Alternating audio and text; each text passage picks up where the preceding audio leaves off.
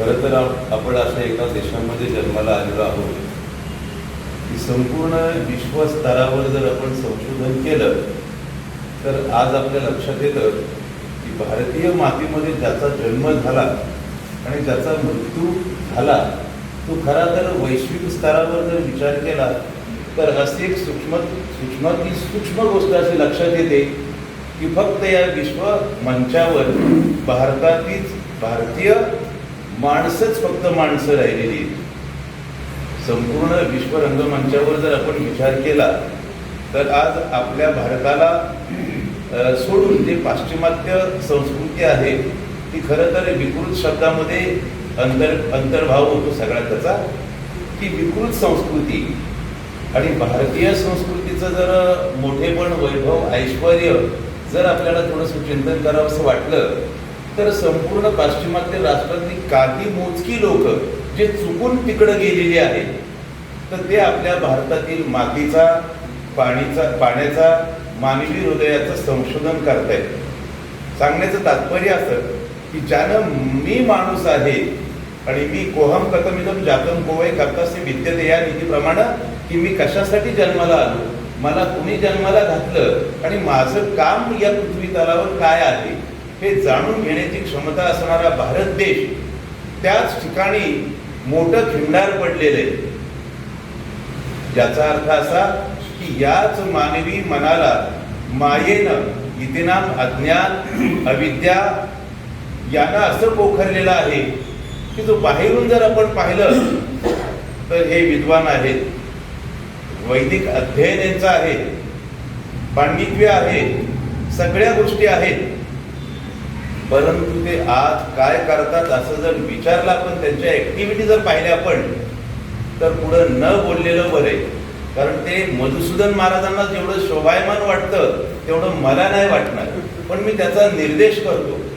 मग आज आमच्यावर अशी वेळ आलेली आहे की जसं महाराजांनी सांगितलं, आता आम्ही महाराज मंडळी असल्यामुळे तुमच्यासाठी महाराज शब्द वापरला, याचा अर्थ येणाऱ्या काही वर्षातून महाराज होता की काय असं तर सांगण्याचं तात्पर्य असं की आपल्याला आज एका वेगळ्या पद्धतीनं एक होण्याची एक वेळ आलेली आहे। ज्या जगद्गुरु तुकोबारायांच्या तत्वज्ञानाचा जर विचार केला तर आज अशी उत्तरेकडे लोक आहेत। माझ्याकडे एक सुमंत महाराज म्हणून आलते, परिक्रमा करून 3 परिक्रमा झाल्या आणि त्यांनी तिथे एका मोठ्या सिद्ध महापुरुषाला विचारलं की मला काय शिकावंसं वाटतंय आता।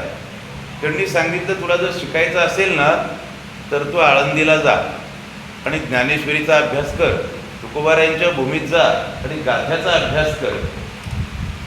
आता त्यांना असं आश्चर्य वाटलं, UP-MP मधला एखादा महात्मा असं मला सांगतो नाही का इथं राहिले असं वाटलं आणि त्याच क्षणाला त्यांनी आपल्या गादीखाली असणारे ज्ञानोबा तुकोबारायाचे ग्रंथ दाखवले। मला जर झोप आली नाही तर हे दोघं मला झोपवतात, मला जर संकट पडलं तर हे दोघंजण मिळून माझं संकट निवारण करतात, अशी ग्वाही देणारी UP-MP मध्ये सुद्धा महायोद्धे आहेत, महाविद्वान पंडित लोक आहेत। पण खऱ्या अर्थानं आता आज आपल्याला एका उभीवर तुकोबारायांच्या एका चरणावर विचार करण्याचा प्रसंग आला। तुकोबाराय म्हणतायत की रात्रंदिवस आम्हा युद्धाचा प्रसंग। खरं तर मधुसूदन महाराजांनी इतकं सुंदर आपल्याला काम दिलेलं आहे, फक्त त्या कामामध्ये अंतर्भूत होऊन आपल्याला फक्त इन्व्हॉल्व्ह व्हायचं आहे, त्या कामामध्ये आपल्याला सहभाग नोंदवायचा आहे आणि मग भारतामध्ये कसं आश्चर्य होईल, काय आश्चर्य घडेल की तुकोबारायांचं खरं तर एवढे मोठ्या मनाचे, एवढ्या पवित्र अंतःकरणाचे, प्रसन्न चित्ताचे की ज्यांचं वर्णन करत असताना त्यांच्या मित्रांनी वर्णन केलेलं आहे। काय वर्णन केलेलं आहे? तुकिता तुलनेसी मित्र होते का ते त्यांचे, म्हणजे मित्र तर करेलच आश्चर्य नाही, पण त्यांनी वर्णन केलं तुकिता तुलनेसी ब्रह्म तुकासी आले। हे खरे तुकाराम महाराज आणखीन लपवण्याचं काम चाललंय का झाकण्याचं काम चाललंय हे मला माहीत नाही, पण आता आपल्याला निश्चितच आमचे जगद्गुरु तुकोबाराय आणि त्या संबंधाने असणारे ते 3ही पर्वत आज गोवर्धनाची परिक्रमा केली जाते नाही का। परिक्रमाचा तिकडेही एक मोठा एक प्रघात आहे, पद्धती आहे। मग आज आमच्याकडं असे डोंगरे आहेत की ती बोलतायत आमच्याशी, जसं भामचंद्र बोराडा आणि भंडारा। आणि असं असताना आपण आपल्या उघड्या डोळ्याने झालेल्या घटना पाहतो तर निश्चितच मला असं वाटतं की प्रामाणिकपणाने एक संधी पुन्हा आपल्याला आलेली आहे. ती कोणती संधी? दंड थोपटण्याची. दंड थोपटून आपण आता याच्यामध्ये उतरलं पाहिजे की देह जावो अथवा राहो या नियमानं आता आपल्याला याच्यामध्ये उडी घ्यावी लागेल. आणि खरं तर मग तुकोबारायांचं ते वाक्य सत्य ठरेल, नाही का?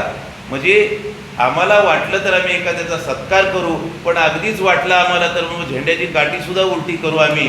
अशा प्रकारचं जे काही तुकोबारायांनी भाष्य केले, तर मला असं वाटतं की त्याची निश्चितच आता अशी वेळ आलेली की आपण झडझडोनी व्हायला निघ.